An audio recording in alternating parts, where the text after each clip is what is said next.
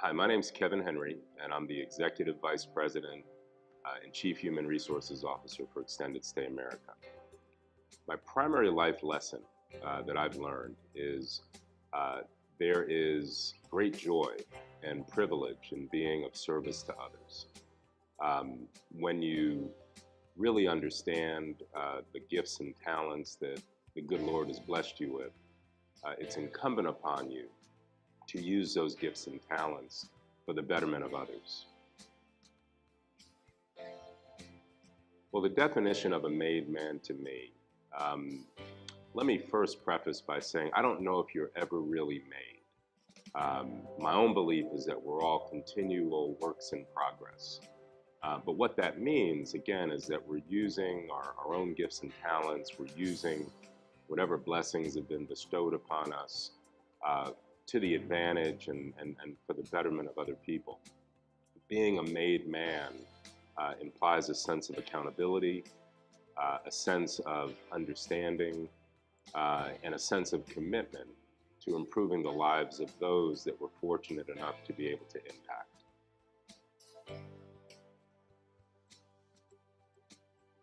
Well, my perspective continues to evolve, it continues to change. I'd like to think that as I get older, perhaps I get a little wiser. And again, I have a much greater appreciation and understanding for ways in which I can impact and influence the lives of other people. You know, that's a terrific question, and my wife and I are blessed with two boys, and so almost daily I have the opportunity to give advice to my quote unquote younger self as I try to coach and teach and mentor them. And the best advice I can give is to really be focused on and concerned with things that you yourself can impact and influence. I also would give the advice to find joy in what you do and pursue those things that you're passionate about, that are in sync with your personal purpose. And then the last thing I would say is to really enjoy what you're doing. Laugh, have fun. You've heard the phrase, dance like nobody's watching. Life's too short to take it too seriously. And really find the things that you're passionate and you're joyful about and lean into them and give it your all, would be the advice I'd give. You know, I've been very fortunate in that I've had a number of mentors through the course of my life, some formal, some informal. And the greatest benefit of those relationships and those interactions is I've had the benefit to learn through the experiences of others and really tap into their backgrounds and their circumstances and their experiences in a way that's been accretive in how I've approached my own life. You know, the first thing I do when faced with a challenge is I try to sit quietly and sit and be still, and I pray. I pray a lot, and I seek a lot of guidance and wisdom from God.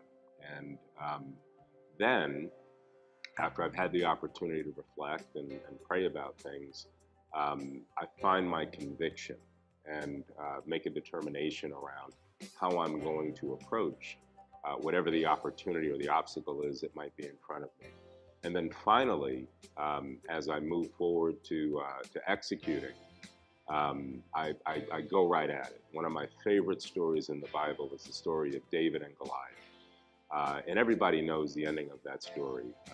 David ended up being triumphant over Goliath. But what a lot of people miss is the fact that at the moment of truth, the absolute moment of truth, that David ran right at Goliath. He ran right at his biggest obstacle against all odds, and he persevered because he had faith, because he had conviction, and ultimately because he had the courage to do what needed to be done in order to succeed. You know, I'm very humbled and very honored to be a part of the Charlotte community. And my family and I have been here for almost 18 years. And I, again, have always operated with the mantra that to he or she to whom much is given, much is expected and required. And as a result of that, my family and I have always endeavored to give back, whether that's our time, our talent, or our treasure. It's important to be good philanthropists in the community where we live and work, and that's Charlotte, North Carolina. And so what the community can expect from me is that you'll continue to get my unwavering commitment. I will continue to be focused on improving this community and doing so by pouring into the lives of young people who are ultimately our future, and our success depends on them being successful. I just want to reiterate how humbled and honored and appreciative I am at this recognition. Being a made man is inspiring, and as much as I've been inspired and been involved in the past, my energy and my enthusiasm and my passion just continues to increase, and it's through organizations like the Made Man that you find platforms that allow you to invest and pour into our community, and for that I'm very thankful. I'd like to also just take a moment and acknowledge our partners and supporters, the Made Man Foundation, Wells Fargo, the National Urban League, Miller Coors, Ciroc VS, the United Nations, and Upscale Magazine for their commitment and their support of such a wonderful initiative. I'd also like to ask each of you to join us on November 29th as the honorees mentor youth and college students, donate suits, and convene for the Made Man reception at 6 p.m. at the Piper Glen Country Club. I look forward to seeing you all there, and thank you in advance for your support.